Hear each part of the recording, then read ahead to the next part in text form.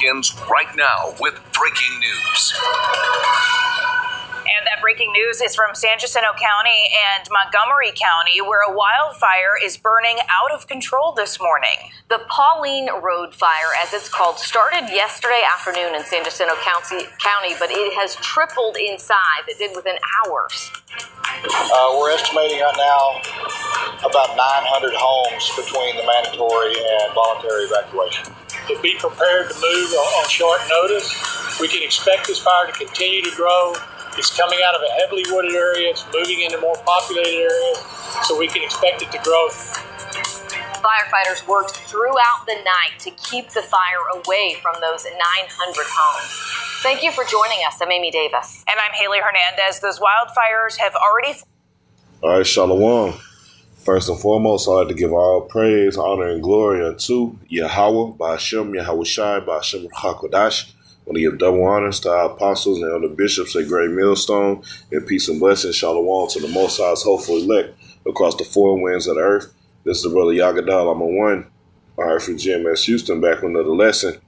All right, and as you saw at the beginning of this clip, all right, in San Jacinto County, all right, and the latest update, say about 2 hours ago, all right, which is inside of San Jacinto County, Sam Houston National Park is one of the main places where the wildfire is taking place, which they say is only about 20% contained right now.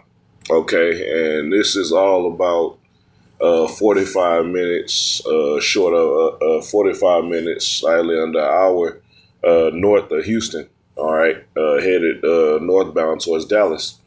Okay. But when I was looking into this, man, the first thing popped into my head was when they mentioned Sam Houston National Park. Okay, and it made me think of the history of Sam Houston. Okay, which was the first president of the Republic of Texas. Okay, and he was the general, all right, who led the victory, so to speak. Okay, over General Santa Anna. All right, who was leading the Mexican army, all right, which they claim this is what Texas won their independence, where there was no fight for independence. It was a revolt, mainly due to slavery, because that shows another way that that Issachar, the so-called Mexicans, are part of the Israelites, man. All right, you would have slaves that would make it into Tejas, all right, which now is called Texas, okay. And Issachar would have them work for 7 years, and then after 7 years, they would gain their freedom. Okay, all right. But Esau, all right, and the American settlers, all right, and Anglo-Texans that came into this land, okay, all right, they already saw a market of gain, all right, for this land, okay, as Esau always does. And they come in, they say, okay, there's resources here, all right, that we can capitalize off of. All right, but the main thing was slavery. Okay, they had an issue, all right, with the Mexican government abolishing slavery. All right, if I believe that was 1836, I could be wrong on that. All right, but what happened was, all right, they pumped this. Remember the Alamo energy, all right, so strong in Texas history, growing up here in Houston. All right, that's one of the main things they push down, all right, throughout the year is Texas history, man, where they uplift, all right, Stephen F. Austin, all right, that's where you have Austin, Texas named after, all right, Davy Crockett, Jim Bowie, and Sam Houston, all right, which that's what Houston is named after, okay. Okay, but when you really get into that history, these were bloodthirsty Edomites, okay, that was trying to continue to further the expansion, all right, to the west, all right, and keep slavery going, okay. So that's where the whole revolt started, was them bucking up against the Mexican army, the Mexican government, okay. So I'm gonna grab. First, I want to get this article, all right, dealing with Sam Houston and Andrew Jackson, when you know Andrew Jackson's nickname was what? The Indian Killer. Okay, and him and Sam Houston, all right, which is Sam Houston, he is a statue maybe 5 stories high. Nah, it got to be higher. Be about 8 to 10 stories high. All right, of Sam Houston. All right, right where those wildfires are happening, man. That's why it hit me. I say, whether they started it or not, man. All right, that land is getting burnt up, man. Okay, because great wickedness, all right, it is covered up over there. Okay, but I just want to read a little bit in between the relationship of Sam Houston and Andrew Jackson. Okay, all right, which is what? So if Andrew Jackson was called an Indian killer, and him and Sam Houston had a very tight knit relationship all the way up until Andrew Jackson's death. Okay, what does that tell you about Sam Houston? All right, he was in like mind. Okay, they tried to paint a picture of him having love, all right, for the Native American Indians because he ran off into Cherokee land. Ain't no telling what was really going down, all right, when he was amongst them. Okay, but let's get into this. It says the relationship between Andrew Jackson and Sam Houston is an important narrative to the tapestry of American history. In many ways, it is a tale of mentorship, shared convictions, and political upheavals, punctuated by their inherited strength of character and relentless pursuit of their objectives. And what was the objective? Okay, of course, it is manifest destiny. All right, but they thought that they was going to take over this land and continue to rule, man. Okay, I want to get down to the meat and potatoes.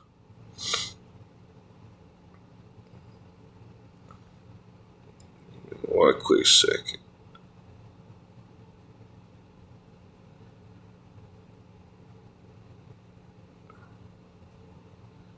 All right, I'm going to jump down to the second paragraph. It says, the friendship between the two men transcended in their shared experiences on the battlefield. Houston regarded Jackson as a mentor, respecting his determination and unflinching all this bullshit, okay? All right, stand against adversaries. Who's the adversaries? All right, the Native American Indians, Seminole Indians, okay? All right, a peaceable people. All right, and this is why you devils are going down, man. All right, that's why you trying to whitewash all the history books, okay? Because you want to cover up your tracks, man. All right, but the truth is out, man. The middle Lord on your ass, okay? All right, and your own people are turning against you because you didn't give them no piece of the pie. All right, let me keep reading. It says, Jackson, on the other hand, saw Houston as a protege, imbued with the necessary traits to carry forward his political legacy. All right, he saw that he was a protege to be a devil as much as he was, man. All right, just going to skip this paragraph. It says, however, the convergence of their paths also led to some divergence. After a failed marriage, Houston resigned as governor and retreated to Arkansas Territory, where he lived with the Cherokee. And this is what I was speaking about. All right, this is where they try to paint him and say he had love for the for the Indians. Okay. All right, but he still was a slave owner. So, but he treated his slaves like they were his own blood family members. Well, you ain't gonna convince me on that. Okay. All right. It says this period marked alone Houston's life, but didn't dent his friendship with Jackson. When the opportunity arose for Houston in Texas, Jackson was in full support. Although no longer president when the Texas Revolution occurred, Jackson encouraged Houston's leadership in the conflict. He admired Houston's decisive victory at the Battle of San Jacinto, which resulted in Texas independence from Mexico. Okay, now I'm gonna jump to another article, all right, in a second. Okay, this growing up out here, there was a regular field trip. Okay, they would take us to the battle and I went to a predominantly Issacharite school. Okay, so the slap in the face to take a busload of little so-called Mexican kids and a handful of Judites, all right, to the Battle of San Jacinto, where the world's tallest obelisk is, all right, coincidentally, show you how proud Esau is conquering this land. They set up the world's tallest obelisk, okay, right there where they won the battle at San Jacinto, okay, all right, which is East Houston, okay. Well, I'm going to stop right there. I just wanted to get that association with Sam Houston, okay, which they uplift to be this Texas American hero, but his association and tight-knit being a protege onto Andrew Jackson, the Indian killer, okay? So this is an article based on a book, okay? And if you're tired of listening, then go to another fucking video, all right? All right, this is for the sincere men. All right, this is an article based off of a book called Forget the Alamo. All right, it says Unravel the Texas History Made of Myths and Rather Lies. So this book, which was comprised of 3 different Texan authors, all right, goes into the truth, all right, of why they revolted, all right, which it really boiled down to slavery, okay? I'm going to jump to this paragraph here. It says, it doesn't look like that will change anytime soon, all right, as far as the narrative of Remember the Alamo, okay, which they were butthurt, all right, because they got their asses handed to them, and then 3 of their prominent heroes, Davy Crockett, Bowie, and I can't remember the other guy. I think it's in this article. All right, they died at the Alamo, okay, and that's when Esau was gung-ho against, all right, and butthurt, all right, behind that loss, to where they wasn't going to stop until they pursued, all right, the Mexican army and conquered them, okay, therefore taking this land. All right, but it says it doesn't look like that will change anytime soon. On Monday, Governor Greg Abbott signed, and I believe this article was from 2021. All right, it says signed a bill creating the 1836 Project designed to promote patriotic education about the year Texas seceded from Mexico. In other words, the law will create a committee to ensure the educational materials centering Texas values are provided at state landmarks and encouraged in schools. This bill comes on the heels of the critical race theory bill that has passed through legislature, which would restrict how teachers can discuss current events and teach history. So in other words, it's gonna fucking lie. Okay? It says the American Historical Association has described the bill as whitewashing American history. So this was they will always have done. Or even before this point, they was always telling their side of the story, which was bullshit, man. Okay, so I just want to jump down and all right, right here. It says, written for popular audiences, the book challenges what the authors refer as the heroic Anglo narrative. The traditional telling, which Texas public schools are still required to teach, glorifies the nearly 200 men who came to fight in an insurrection against Mexico in 1836.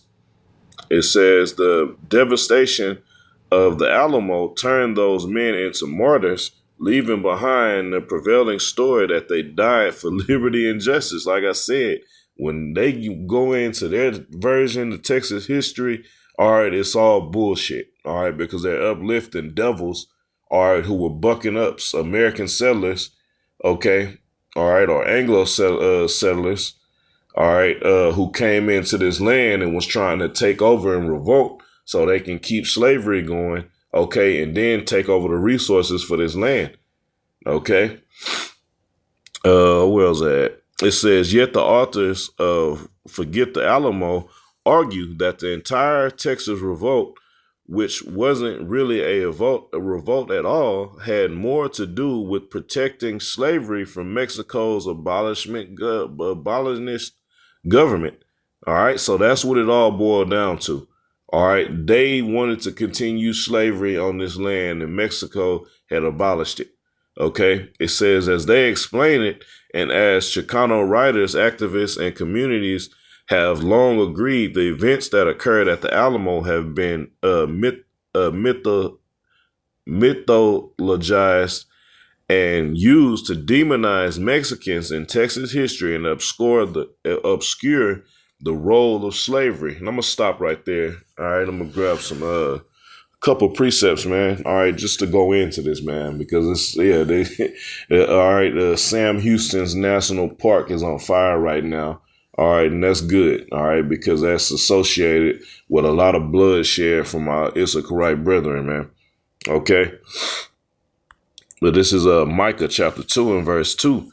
It says, matter of fact, I'll start from 1. It's Micah 2 and 1. It says, woe to them that devise iniquity and work evil upon their beds. When the morning is light, they practice it because it is in the power of their hand. All right. So woe to them that devise iniquity, all right, and work evil upon their beds. Now, I'm focusing on Sam Houston. Okay, but the capital of Texas is what? Austin, which was named after Stephen F. Austin. Okay, which he was really the lead behind taking this land over because he was carrying on, all right, the mission that his father, Moses Austin, all right, was trying to accomplish by taking his land. Okay, and on his deathbed, Moses Austin told his son Stephen F. Austin to finish the job. Okay. All right, so he had Sam Houston set up as one of his top general, all right, to get that done. Okay, in the Texas revolt. Okay, they'll tell you they got Texas independent. No, you revolted and stole this land and renamed it. Okay, but it says verse 2, and they covet fields and take them by violence and houses and take them away. They oppress a man in his house, even a man in his heritage. Okay, just like in that article, it said, what, man? They have used this false narrative of Texas winning their independence against these savage, evil Mexicans. All right. All right. Now you have Issachar being deported constantly out of Texas. All right. Which was their land originally. OK. All right. And even more so now with your buddy Trump in office, man. OK. But this is Psalm chapter 49 and 11. It says, their inward thought is that their houses shall continue forever, and their dwelling places to all generations. That's why they always was big on memorializing statues and renaming lands after their own names, man. Okay, it says they called their land after their own names. Sam Houston, Houston, Texas. All right. All right, Stephen F. Austin, Austin, Texas. All right, two devils, okay, who were the leading forces behind stealing this land, okay, all right, and taking over. All right, so that's it for this lesson. I just want to go into that history, all right, bring a little light on Texas history, okay, and show, all right, how these devils are always going to tell their version of history where they are the good guys. Okay, so Lord willing, this was edifying. All right, to the Most High's elect. All right, once again, giving all praise, honor, and glory unto Yahweh, Ba'ashem, Yahweh Shai, Ba'ashem, Hakodash. Double honors to our apostles and elder bishops at Great Millstone, and peace and blessings. Shalom to the Most High's hopeful elect. Keep fighting, keep pushing.